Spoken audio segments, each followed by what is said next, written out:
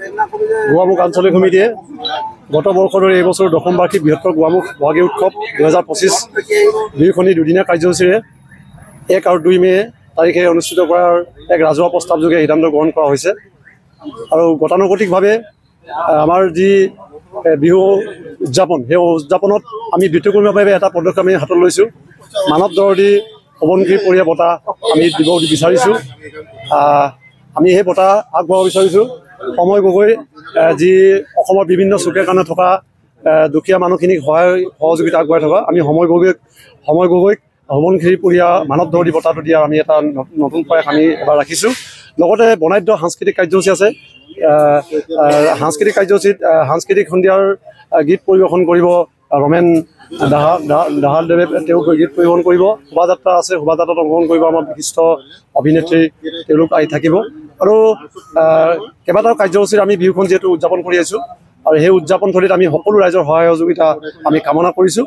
আৰু এই চবতে আমি গোৱামুখবাসী ৰাইজক ধন্যবাদ জনাব লাগিব। তেওঁলোকে অতি উদ্যমেৰে এবাৰ বিহুখন যুৱ ছাত্ৰ পৰিষদৰ সহায় সহযোগিতা কৰাৰ লগতে এটা সৰ্বাংগীন সুন্দৰভাৱে গোৱামুখ নগৰ হাইস্কুল খেলপথাৰ অনুষ্ঠিত কৰাৰ বাবে আমাক পৰামৰ্শ আগবঢ়াইছে। ধন্যবাদ।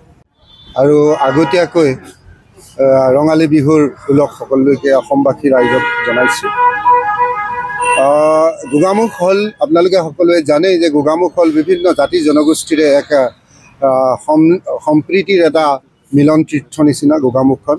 আৰু এই গোগামুখখনত অসমীয়া অৰ্থাৎ বৃহত্তৰ অসমীয়া জাতীয় জীৱনৰ সক্ৰিয় বৈশিষ্ট্য আৰু জাতীয় জীৱনৰ বিশেষকৈ আমাৰ ৰঙালী বিহুভাগ অতি উলহ মালহে অসমৰ ৰাইজে উদযাপন কৰে।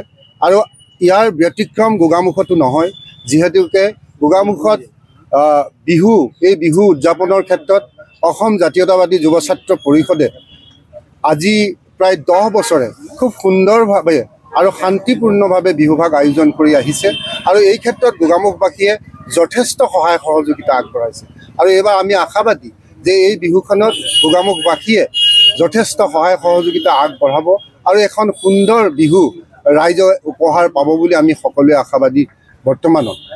আৰু এটা কথা আপোনালোকক ক'ব লাগিব যে এইটো বিহুৰ ক্ষেত্ৰত এইবাৰ আমাৰ ইতিমধ্যে কেন্দ্ৰীয় সমিতিৰ আমাৰ সন্মানীয় শৰৎ চুতীয়া ডাঙৰীয়া ইতিমধ্যে কৈছে, এইবাৰ আমাৰ যিহেতু বিহুৰ কাৰণে এক বৰ্ণাঢ্য অৰ্থাৎ খুব সুন্দৰ এটি শোভাযাত্ৰা আয়োজন কৰাৰ প্ৰচেষ্টা বোলছবি জগতত বিভিন্ন সময়ত সৃষ্টি কৰা বুলিয়ে ক'ব লাগিব। আৰু বিভিন্ন জাতি জনগোষ্ঠীৰ কাৰণে সুন্দৰভাৱে তেখেতলোকে অভিনয় যোগেদি আমাৰ এই গোটেই অসমীয়া জাতিটোক আগুৱাই নিয়াৰ চেষ্টা অব্যাহত ৰখা আমাৰ সকলোৱে জানে হিৰণ্য ডেকাক আমি তেখেতক মানিছোঁ।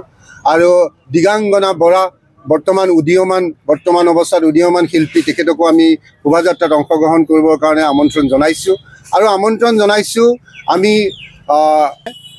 মানৱ দৰদী মনোভাৱেৰে গোটেই সমগ্ৰ অসমত যিসকল দৰিদ্ৰ মানুহ আছে তেখেতলোকক মানৱতা বোধেৰে তেখেতলোকক আগুৱাই অনাৰ কাৰণে তেখেতলোকক সাহায্য প্ৰদান কৰি এক অসমৰ নহয় গোটেই ভাৰতবৰ্ষতে এটা নিদৰ্শন দাঙিবলৈ সক্ষম হোৱা এজন ব্যক্তি, সেইজন হ'ল সময় গগৈ।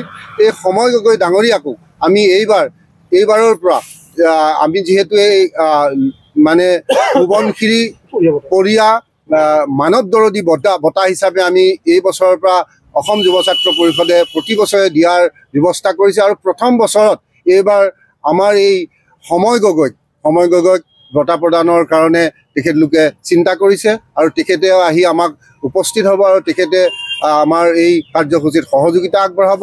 লগতে আমি আমাৰ যিহেতুকে এই বিহুখনৰ ক্ষেত্ৰত যদিও বা কিছু ক্ষেত্ৰত প্ৰত্যাহ্বান থাকে, তথাপিতো কিন্তু অসম যুৱ ছাত্ৰ পৰিষদৰ যি ভাগ বিহু ইয়াতে বহাগী উৎসৱ ভাগ আয়োজন কৰে, ইয়াত সকলো পৰ্যায়ৰ মানুহ আহি পেলাই যথেষ্ট ধৰণৰ সহায় সহযোগিতা আগবঢ়ায়।